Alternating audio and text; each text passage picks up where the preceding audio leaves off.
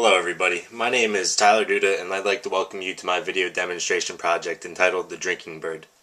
The Drinking Bird was invented in 1945 by two gentlemen by the names of Miles Sullivan and George Shackley.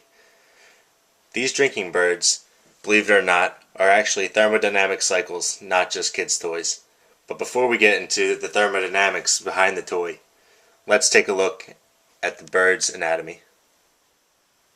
Taking a closer look at these miniature heat engines, we see that there are two bulbs connected by a connecting tube. Inside the bottom bulb contains methylene chloride, which in the case of the drinking birds can either be blue or red.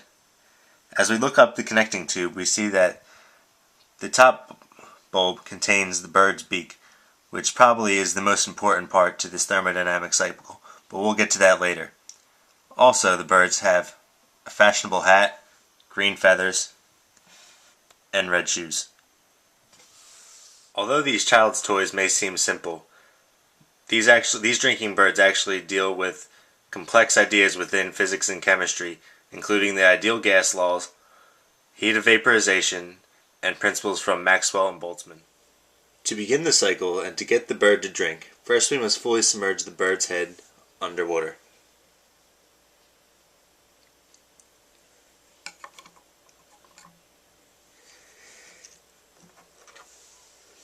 As you can see, the methylene chloride carries up the tube into the top bulb and causes the bird to become top-heavy, forcing him to drink.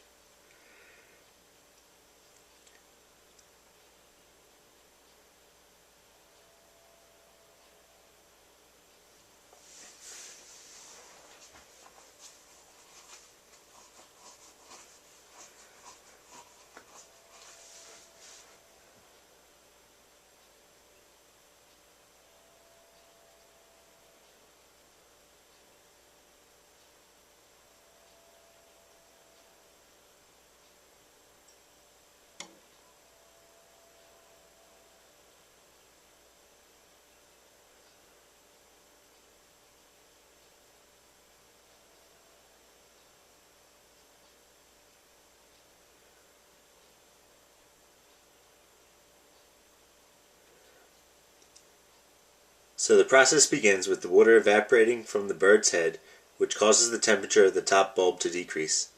As the temperature decreases, the methylene chloride vapor in the top bulb condenses. The combination of the condensation and the decreasing temperature cause the pressure in the top bulb to decrease.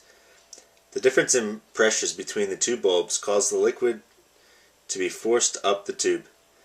As the liquid flows into the upper bulb, the bird becomes top-heavy and again tips over for a drink. When the bird is tipped over, the bottom of the connecting tube rises above the surface of the liquid and causes a vapor bubble to rise up the tube, displacing the liquid. The liquid falls back to the bottom bulb again, and the pressure equalizes, and the bird stands upright due to the weight of the bottom bulb. The liquid at the bottom is then heated by surrounding air, which is slightly warmer than the bird's head, and thus causing the water to evaporate and again restarting the cycle. In conclusion, the main focus of the drinking bird is the temperature differences that cause pressure differences. This leads to the motion of the liquid and thus the motions of the bird. Thank you all for viewing my demonstration, and I hope you all remember one thing, and that thing is